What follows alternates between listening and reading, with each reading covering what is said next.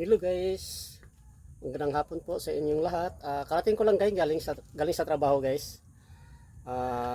Maghapon lang tayo guys kasi gutom na talaga ako. Kasi kain ko kanina alas 10 ng umaga. Tapos tanghalian, wala na. Kasi ang tanghalian namin, kinainan namin sa alas 10 sa merinda namin. Ngayon mula noon, gutom na gutom ako. Hanggang ngayon guys, ang oras ngayon ay alas 5 ng hapon, mga alas 5:30 na. Gutom ako. Okay guys, kain tayo guys. Panghapunan na to guys. Karating ko lang galing sa trabaho. So guys, alam niyo guys kung anong ulam ko, suka.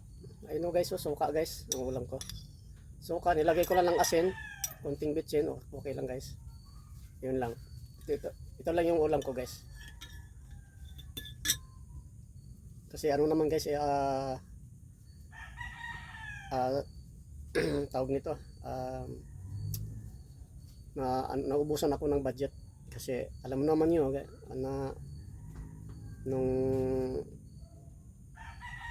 Pasko, nung New Year, yung naipon ko, naibili ko ng bike. Kaya importante kasi pag may bike guys, kasi hindi nakamamasahe. Kaya sahid talaga ako ngayon. Ang sweldo pa namin Sabado pa. Buti nga may bike ako. Kapag save ako sa pamasahe. Ngayon wala akong ulam. Ang ulam ko ngayon ay suka. Okay guys, kain tayo.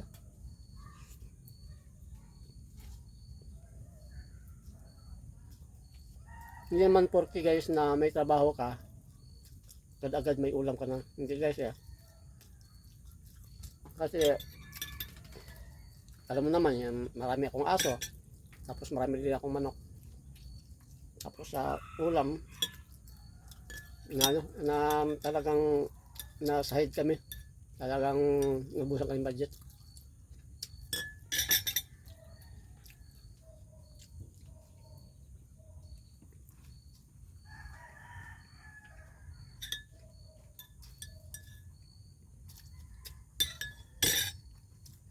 Suka lang to, nagay ko ng asin. Bukas ng umaga, trabaho naman bukas, kain naman ako ng walang ulam. Tapos may tindahan naman dito guys, hindi ka makautang kasi bawal daw magutang pag